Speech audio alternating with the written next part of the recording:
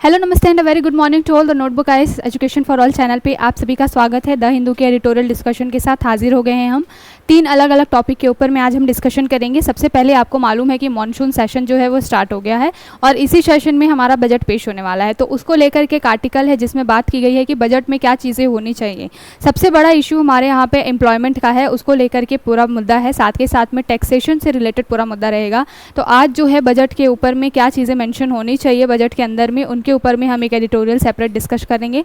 दूसरा जो एडिटोरियल रहेगा वो बांग्लादेश में भी आपको सबको मालूम होगा कि बहुत बड़ी हिंसा फैली है रिजर्वेशन के मुद्दे पर और उसकी वजह से बहुत सारे स्टूडेंट्स की डेथ हुई है। इंडिया के लिए भी कहीं ना कहीं ये सारी चीज़ें हित जुड़े हुए हैं, क्योंकि बहुत बड़ी जो यहाँ पर स्टूडेंट का एक ग्रुप है वो बांग्लादेश में एजुकेशन के लिए गया हुआ है इंडिया से, और वहाँ पर से लोगों को वापस बुलाया जा रहा है। तो क्या पूरा मुद्दा है इसको समझेंगे। और रिजर्वेशन जो है वो बहुत सेंसिटिव टॉपिक होता है, चाहे वो बांग्लादेश हो चाहे वो इंडिया हो, हर एक कंट्री के लिए रिजर्वेशन बहुत सेंसिटिव मुद्दा है। तो इसके बारे में थोड़ी सी बात करेंगे कि किस तरीके से किसी गवर्नमेंट को इसमें इंटरव्यू करना चाहिए या नहीं है, पूरे मामले को किस तरीके से एक गवर्नमेंट को हैंडल करना चाहिए।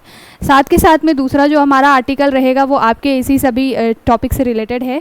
तीसरा जो हमारा आर्टिकल रहेगा वो मनी बिल से रिलेटेड है। तो बजट पेश होने वाला है, उसको लेकर के हम बात करेंगे। साथ के साथ में मनी बिल पे एक सेपरेट जो है बिल्कुल आपका पॉलिटी का एक रिवीजन हो जाएगा कि मनी बिल क्या है और किस तरीके से उसको राज्यसभा में लाया जाता है या फिर लोकसभा में लाया जाता है। तो फिर पूरा जो ये टॉपिक है वो आपका एक क्या हो जाने वाला है, कवर होने वाला है आज। एक तरीके से समझ लीजिए कि एक बूस्टर है आपके लिए रिवीजन के पॉइंट ऑफ व्यू से। तो तीनों ही आर्टिकल को बहुत अच्छे से डिस्कस करेंगे एक एक करके, लेकिन सबसे पहले देखेंगे क्या मोटिवेशनल कोट। यहाँ पर सबसे पहले ये हाइलाइट्स हैं जिसमें मैंने बताया है कि हम 3 टॉपिक के ऊपर में बात करने वाले हैं, तो इसमें वही सारी चीज़ें हैं। सबसे पहले हम बात करेंगे green wealth tax in budget 2024।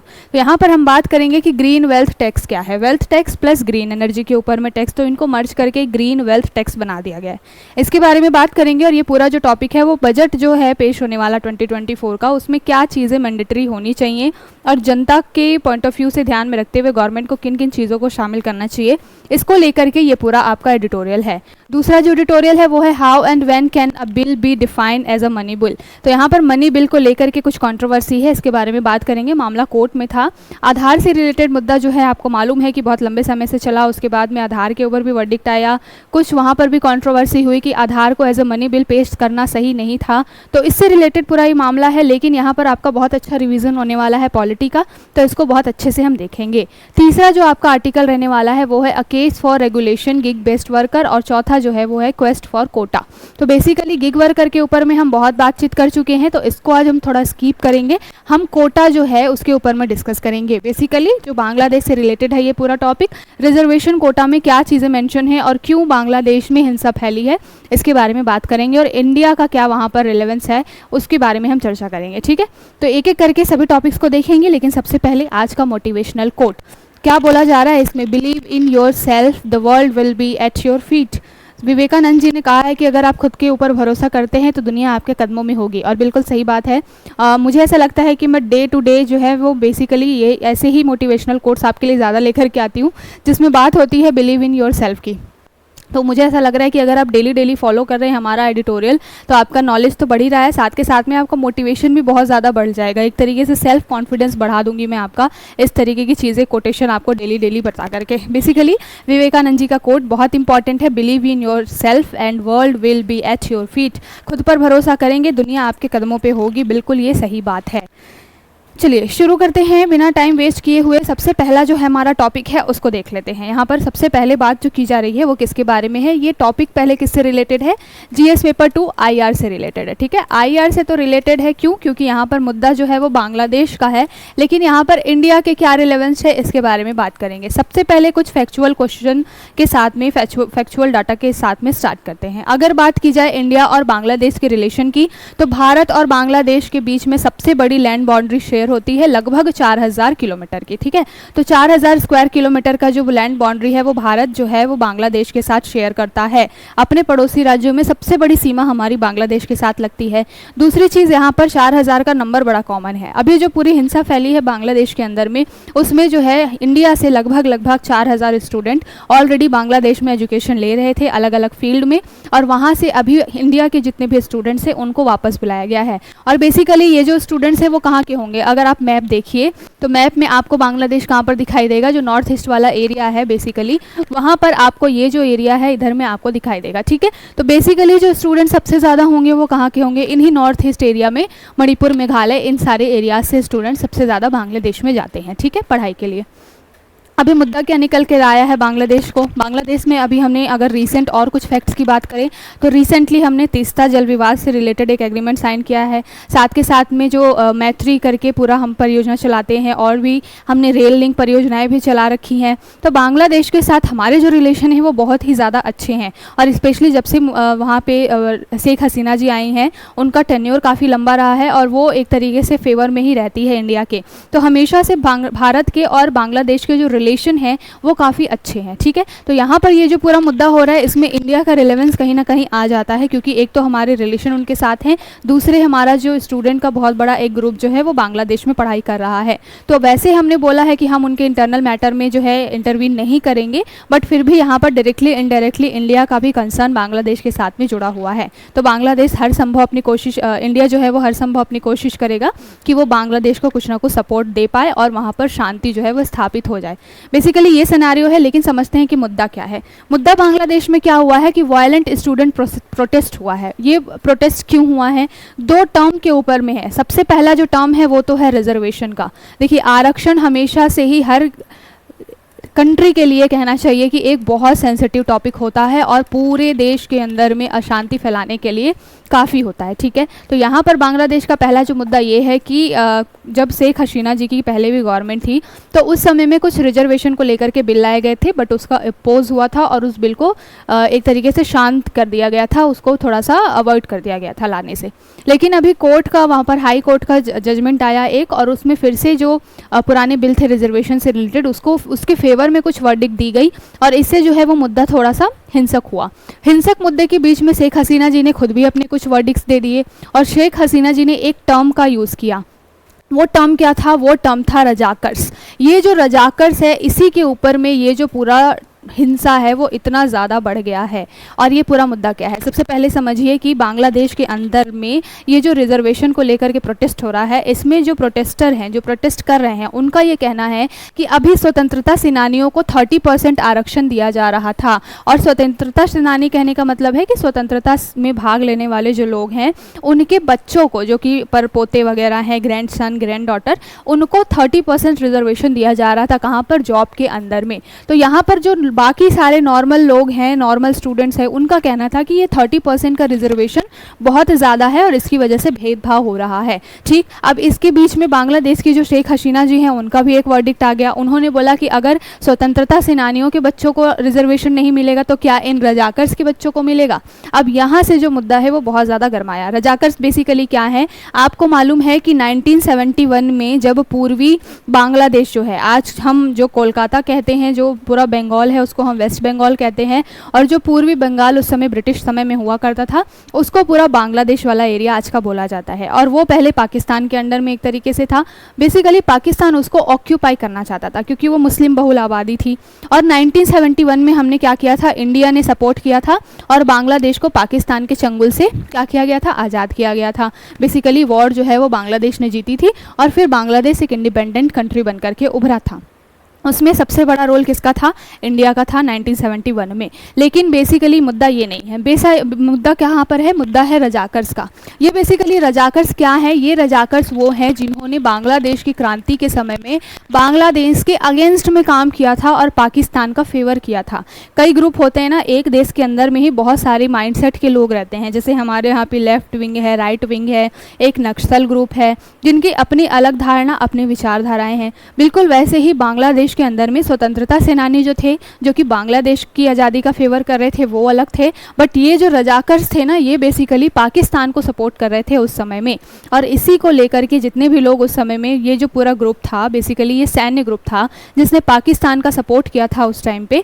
और इन्हीं सैन्य ग्रुप को हमने क्या कर दिया था, बांग्लादेश के अंदर रजाकर्स का नाम दे दिया था। और अभी शेख हसीना जी का जो वर्डिक्ट निकल करके आया, उसमें उन्होंने बोला कि जो आरक्षण है वो स्वतंत्रता सेनानियों को अगर नहीं दिया जाएगा तो क्या इन रजाकर्स किसको दिया जाएगा, इसी को लेकर के ये मुद्दा और ज़्यादा हिंसक हो गया और सारी चीज़ें ये निकल करके आई। तो अब यहाँ पर समझिए कि आपने सिनारियो समझ लिया, फिर जो है सुप्रीम कोर्ट को इंटरवीन करना पड़ा और 30% का रिजर्वेशन अब 5% और 2% यानी कि टोटल 7% हो गया है। 2% स्पेशल कैटेगरी के लिए और 5% जो है वो स्वतंत्रता सेनानियों के बच्चों के लिए। तो 30% से सीधा घटा करके 5% पे आ गया ये पूरा मुद्दा। लेकिन यहाँ पर समझिए कि इंडिया इससे क्या सीख सकता है या फिर गलती कहाँ पर हुई है। जहाँ पर बेसिकली बात की जाती है कि किसी भी, अगर मान लीजिए किसी एरिया के अंदर में रिजर्वेशन इतना सेंसिटिव टॉपिक है और हमारे यहाँ पे कुकी मैती जो है वो इसी विशेष दर्जे के लिए एक तरीके से लड़ रहे हैं कि एक जो कम्युनिटी है उसको बहुत ज़्यादा प्रिविलेज मिली है, दूसरे को नहीं मिली है।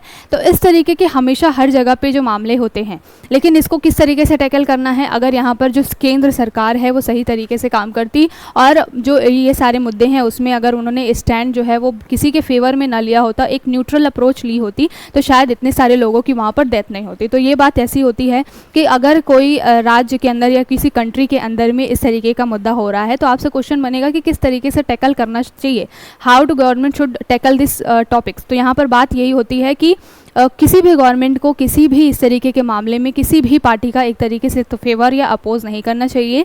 सत्ता के लिए चाहे वो सरकार किसी भी पार्टी की हो, उसके लिए पूरा देश जो होता है वो एक होता है, ठीक है ना। उसमें किसी भी कम्युनिटी का फेवर करना, मान लीजिए आपकी पर्सनल विचारधारा कुछ और हो, लेकिन जब आप एक किसी अथॉरिटेटिव एक तरीके से बड़े पद पर बैठे हुए हैं तब आपके लिए हर जो व्यक्ति है वो एक समान ही होना चाहिए, एक न्यूट्रल अप्रोच के साथ में काम करना चाहिए।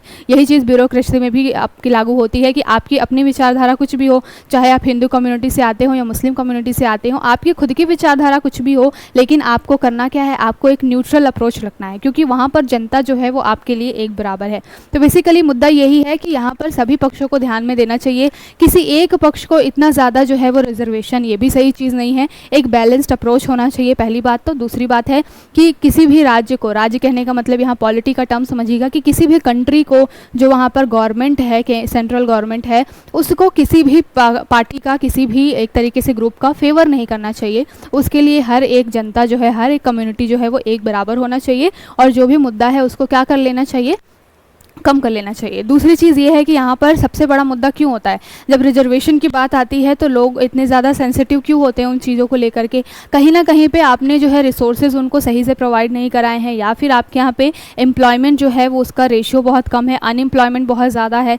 जब इस तरीके की चीज़ें होती हैं ना, सभी की जड़ होती है अनएम्प्लॉयमेंट। अगर बेरोजगार जनता ज़्यादा है तो इन्हीं सारी एक्टिविटीज़ में क्या होंगी, इन्वॉल्व होंगी। अगर मान लीजिए आपकी जनता के पास में क्या है, आपके देश में हर किसी के पास में जॉब है, अपना जो जा रहा है 9 to 5 की जॉब कर रहा है, तो वो इस तरीके के प्रोटेस्ट वगैरह में भाग लेने से बचेगा कि भाई मेरी जॉब है, मुझे यहाँ पर काम करना है। तो कहीं ना कहीं अनएम्प्लॉयमेंट जो होता है वो एक बहुत बड़ा कारण होता है इस तरीके की हिंसा के फैलने का। साथ के साथ में कई ऐसे तबके होते हैं सोसाइटी के अंदर में जो बहुत ज़्यादा बैकवर्ड होते हैं, सोशली इकोनॉमिकली बहुत ज़्यादा बैकवर्ड होते हैं, तो वो अपनी स्थिति सुधारने के लिए आरक्षण की मांग करते हैं। तो आपको क्या करना है एज अ गवर्नमेंट को क्या करना चाहिए, इन सारे मुद्दों के ऊपर में ध्यान देना सबसे पहले ज़रूरी होता है। एम्प्लॉयमेंट के ऊपर में, साथ के साथ में सोशियो इकोनॉमिक स्थिति ठीक करने के ऊपर में, किसी भी पक्ष का फेवर या फिर उस किसी के अगेंस्ट में नहीं बात करना, और इन सारी चीज़ों से ही क्या कर सकते हैं, शांति स्थापित की जा सकती है। तो यहाँ पर मुद्दा भले बांग्लादेश का था, लेकिन इंडिया के साथ उसका रिलेवेंस है। क्यों? क्योंकि बांग्लादेश में जब ये पूरी हिंसा हो रही है तो बहुत सारे लोग जो हैं वो घुसपैठिए जो है वो क्या हो रहे हैं, इंडिया के अंदर एंटर हो रहे हैं। और वेस्ट बंगाल में तो शायद बोला भी गया था कि जितने लोग भी बांग्लादेश से आएंगे उनको शरण दी जाएगी वहाँ की गवर्नमेंट के द्वारा। तो यहाँ पर बेसिकली मुद्दा ये है कि किसी ऐसे देश के साथ में जिसके साथ में हमारा जो है इंडिया का बहुत बड़ा बॉर्डर शेयर होता है, और वहाँ से अगर वहाँ पर उस देश के अंदर में कोई भी अहिंसा मतलब हिंसा हो रही है, अशांति हो रही है, तो वहाँ से लोग क्या होंगे, माइग्रेट होकर के हमारे यहाँ आएंगे और फिर इंडिया में वो बर्डन बहुत ज़्यादा बढ़ेगा। तो इसलिए क्या है, इस सारे मुद्दे को बहुत ही सेंसिटिव तरीके से, बहुत ही आराम से टैकल करने की ज़रूरत है। इंडिया को क्या ज़रूरत है कि जितने भी फोर्सेज वहाँ पर बाउंड्री है वहाँ पर एक तरीके से कड़ी निगरानी रखने की ज़रूरत है, क्योंकि हो सकता है ऐसा कि यहाँ पर बांग्लादेश की हिंसा का फ़ायदा उठा करके कुछ टेररिस्ट ग्रुप भी अपने इंडिया में एंटर हो जाएं। तो यहाँ पर जो है इतनी बड़ी बाउंड्री शेयर होती है इंडिया के साथ में बांग्लादेश की, यहाँ पर सिक्योरिटी का थ्रेट सबसे ज़्यादा रहेगा। तो इसको सबको ध्यान में देते हुए इंडिया को भी इस रिजर्वेशन वाले मुद्दे में क्या करना है, एकदम चौकन्ना रहना पड़ेगा, तब जा करके ये मुद्दा जो है वो इंडिया के अगेंस्ट नहीं जाएगा। ये इंटरनल मुद्दा बांग्लादेश का हो सकता है, बस ये होना चाहिए कि अच्छे तरीके से इंडियन गवर्नमेंट क्या कर ले, अपनी सीमाओं की सुरक्षा कर ले और वे फॉरवर्ड चीज़ें कि वहाँ वहाँ से लोग अगर माइग्रेट होकर आ रहे हैं फिर उनको कैसे टैकल किया जाएगा, उनको किस तरीके से सुविधाएं और रिसोर्सेज दिए जाएंगे, इसके ऊपर में पूरी बात होगी। ठीक है, तो ये मुद्दा अभी चलता रहेगा। अभी एक एडिटोरियल आया है, अभी इस तरीके के ये जो जनरली द हिंदू के अंदर क्या होता है, कोई एक टॉपिक होता है वो एक हफ्ते तक तो चलता ही रहता है, तो फिर से ये मुद्दा ज़रूर आएगा, कुछ नए पक्ष कुछ नए आयाम इसमें जुड़ेंगे, फिर हम उसको डिस्कस करेंगे। फिलहाल बेसिकली ये सारा जो सिनारियो है, ठीक है। अब देख लेते हैं दूसरा, ये जो बहुत इंपॉर्टेंट टॉपिक है, ये जो है आपका किससे रिलेटेड है। पहला तो जीएस पेपर 2 से रिलेटेड होगा, क्योंकि यहाँ पर आपके बजट पेश करने की बात हो रही है और पॉलिटी के अंदर में बजट का जो टॉपिक है वो आपका है। लेकिन अगर बात की जाए कि इकोनॉमी के लिहाज से, तो जीएस पेपर 3 में भी ये बहुत इंपॉर्टेंट होगा, क्योंकि बजट जो है वो पेश ही इसीलिए किया जाता है कि आने वाले साल में इंडिया की इकोनॉमी किस तरीके से चलने वाली है। अगर हम कुछ फैक्चुअल डाटा की बात करें तो आर्टिकल 112 के तहत जो है वो बजट जो है वो पेश किया जाता है। लेकिन यहाँ पर ध्यान देने वाली बात क्या है कि कॉन्स्टिट्यूशन के अंदर में बजट सब नहीं लिखा हुआ है, वित्तीय विवरण लिखा हुआ है। इसलिए आपसे पूछा जा सकता है कि क्या आर्टिकल 112 यानी कि 112 में बजट शब्द क्लियरली मेंशन है, तो बिल्कुल भी बजट जो है वो क्लियरली मेंशन नहीं है। बोलचाल की भाषा में इसको हम क्या कर लेते हैं, बजट बोल देते हैं। और इसमें होता क्या है कि एक साल के अंतर्गत राजस्व प्राप्ति और राजस्व व्यय के बीच में जितना भी गैप होता है, या फिर टोटल कितनी प्राप्ति कितनी रिसिप्ट होगी गवर्नमेंट की एक साल के अंदर में, और कितना गवर्नमेंट को खर्च करना है, इसका बेसिकली जो पूरा ब्यौरा होता है उस बजट में होता है। ठीक है ना। आप भी जब भी मान लीजिए कि आपके घर से, अगर आप स्टूडेंट हैं, घर से पैसे आ रहे हैं, तो आपको पता होता है कि इस पूरे महीने मुझे ये चीज़ें खर्च पे देनी है, मतलब मुझे रेंट पे करना है, या फिर मुझे अपनी बुक्स के लिए इतना खर्च करना है, लाइब्रेरी की फ़ी देनी है, तो वो एक चीज़ होती है। और फिर आपके पास में कितना बचेगा, तो आप एक पूरा जो खाका है वो बना करके रखते हैं। वो अलग बात है कि मंथ एंड होते होते तक आप पूरे लॉस में चले जाते हैं, फिर आपको क्या करना पड़ता है, ऋण लेना पड़ता है। तो इसी तरीके का कॉन्सेप्ट जो है वो गवर्नमेंट में भी चलता है। गवर्नमेंट का भी बजट जो होता है वो एक तरीके से साल की पूरी प्राप्तियां कितनी होगी और कितना खर्च होगा, एक एस्टिमेट होता है। और इसमें जब भी कम ज़्यादा होता है तो फिर हमारे पास और भी बहुत सारे टूल्स हैं जिसके थ्रू हम क्या कर लेते हैं, संचित निधि से थोड़ा पैसा और निकाल लेते हैं। ठीक है। और हम क्या करते हैं, बहुत सारे जो हमारे इंटरनेशनल ऑर्गेनाइजेशन है उससे ऋण भी लेते हैं। तो इस तरीके से पूरा साल भर जो है सरकार का कामकाज चलता है। ठीक। अब यहाँ पर मुद्दा क्या है, यहाँ पर बात की जा रही है ग्रीन टैक्स के बारे में, green wealth tax in budget 2024। तो यहाँ पर एक ग्रीन वर्ड भी है, एक वेल्थ टैक्स भी है। वेल्थ टैक्स यानी कि संपत्ति का कर। अभी फिलहाल में संपत्ति कर क्या होता है, आपकी जितनी भी चलाचल संपत्तियाँ हैं उसके ऊपर में गवर्नमेंट को कुछ टैक्स जो है वो पे करना पड़ता है। वो डिपेंड करता है कि गवर्नमेंट जो है वो टैक्स में बढ़ा रही है या फिर घटा रही है। जैसे कि 30 लाख रुपए की अगर किसी की सालाना इनकम है तो उस पर उसको 1% जो है वो क्या करना है, वेल्थ टैक्स देना है, इस तरीके से। तो यहाँ पर जो है बेसिकली बात की जा रही है ग्रीन वेल्थ टैक्स की। बेसिकली मुद्दा क्या है, यहाँ पर बोला गया है कि अभी इस बार जो है वो बजट पेश होने वाला है, और इस बार जो सबसे क्रिटिकल 2 टॉपिक रहने वाले हैं वो क्या रहने वाले हैं। पहला जो है रहने वाला है वो है अनएम्प्लॉयमेंट, और दूसरा है इनइक्वालिटी। अनएम्प्लॉयमेंट, बेरोजगारी सबसे बड़ा मुद्दा रहेगा। दूसरा इनइक्वालिटी। इनइक्वालिटी किस में, वेल्थ में। आपको मालूम है कि 10% आबादी जो है हमारी, उसके पास में पूरा जो है वो 40% का वेल्थ है इंडिया की पूरी जीडीपी का। ठीक है। तो ये 10% और 40% का रेशियो बहुत ही बड़ा जो है वो गैप क्रिएट करता है, इनइक्वालिटी यानी कि असमानता जो है वो क्रिएट करता है। इसी को क्या करना है, इस बजट के अंदर में टैकल करना चाहिए गवर्नमेंट को।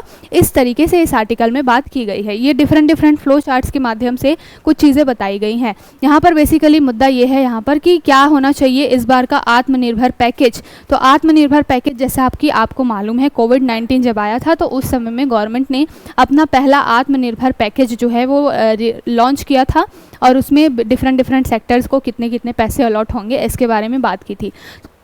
तो यहाँ पर बेसिकली इस आर्टिकल में बोला गया है कि 3-4 मुद्दे हैं जिसके ऊपर में गवर्नमेंट को सबसे ज़्यादा ध्यान देने की ज़रूरत है। वो कौन सा है, सबसे पहले तो ग्रीन एनर्जी। ग्रीन एनर्जी क्यों, क्योंकि हमें मालूम है कि कोयला की डिपेंडेंसी अभी भी इंडिया में बहुत ज़्यादा है, और इसकी वजह से हम बहुत ज़्यादा जो है वो एनवायरनमेंट को एक तरीके से पोल्यूशन फैला रहे हैं। दूसरी बात यह है कि 2070 तक हमने टारगेट रखा हुआ है नेट जीरो कार्बन एमिशन का। चूँकि पूरा जो है इकोनॉमी वो रन कर रहा है अभी फ़िलहाल कोयले के ऊपर में। चाहे आप स्टील जनरेशन की बात कर लीजिए, जहाँ पर स्टील बनता है वो भी आपका कोयले पर डिपेंडेंट है। अगर आप इलेक्ट्रिसिटी जनरेशन की बात कर लीजिए, वो भी आपका कोयले पर डिपेंडेंट है। खनन बहुत ज़्यादा हो ही रहा है, तो हर एक सेक्टर जो है वो कोयले पर बहुत ज़्यादा डिपेंडेंट है। अगर इन सारी चीज़ों को हम देखें ना, तो आगे आने वाले समय में 2070 तक हम उस नेट जीरो कार्बन एमिशन के गोल को रीच नहीं कर पाएंगे।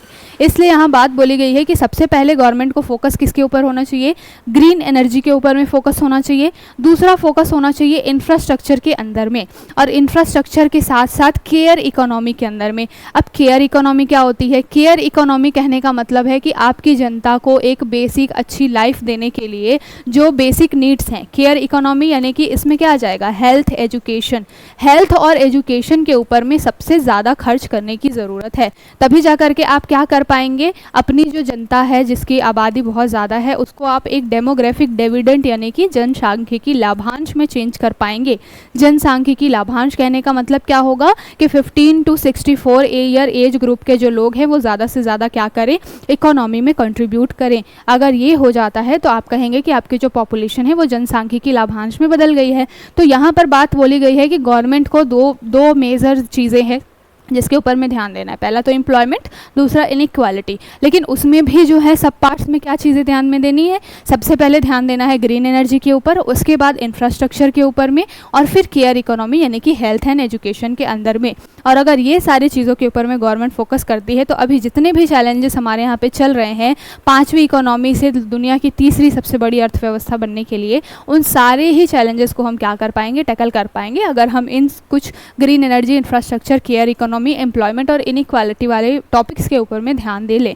और इसी के लिए ध्यान में रखते हुए अभी जो बजट पास होने वाला है उसमें बात की गई है कि आत्मनिर्भर पैकेज जो कोविड-19 में आया था रिकवरी के लिए, बिल्कुल उस तरीके से ही कुछ ना कुछ पैकेज होना चाहिए इन सारे सेक्टर्स के लिए। ठीक है, तो बेसिकली आपको समझ में आ गया। अभी ये जो टॉपिक है वहाँ से आपके लिए काम की चीज़ क्या है?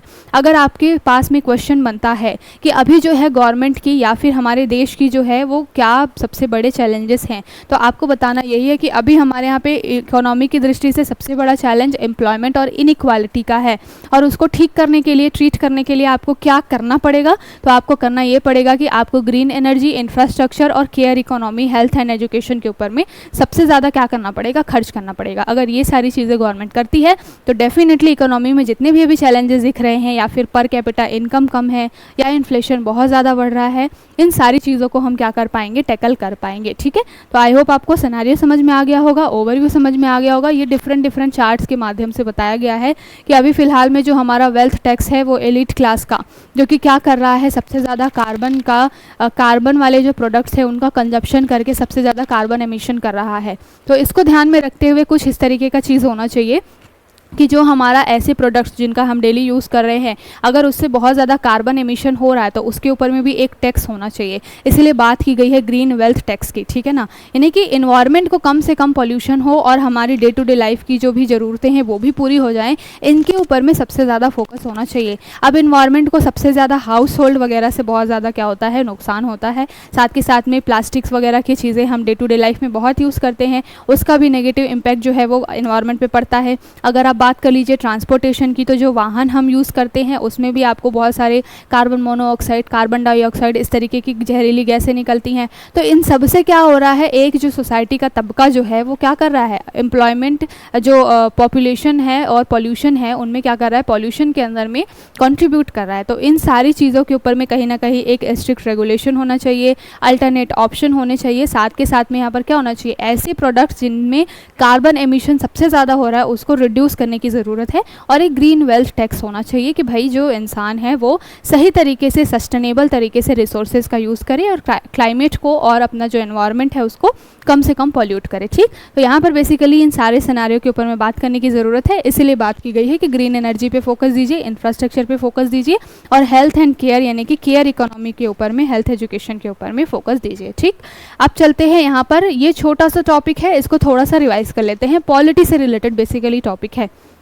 मुद्दा क्या आया है, मुद्दा यहाँ पर है, the chief justice of India has agreed to list before constitutional bench the petition challenge the money bill route taken by the centre to pass contentious law amendments. यहाँ पर बेसिकली मुद्दा ये है कि एक पिटीशन गई हुई है जिसमें जो मनी बिल को लाने का जो प्रोसेस है गवर्नमेंट का, उसको चैलेंज किया गया है। तो यहाँ पर बेसिकली बात की गई है कि मनी बिल है क्या और उसमें क्या क्या प्रोविजंस हैं। उसके साथ साथ जो हम बात करेंगे वो वित्त विधेयक के बारे में, यानी कि फाइनेंस बिल के ऊपर में बात करेंगे कि किस तरीके से वो डिफरेंट है और क्या इशू, क्या चैलेंजेस अभी मनी बिल को लेकर के हैं, इसके बारे में बात करेंगे। सबसे पहला जो टॉपिक है कि मनी बिल कहाँ पर है, तो मनी बिल और फाइनेंशियल बिल में डिफरेंस क्या है।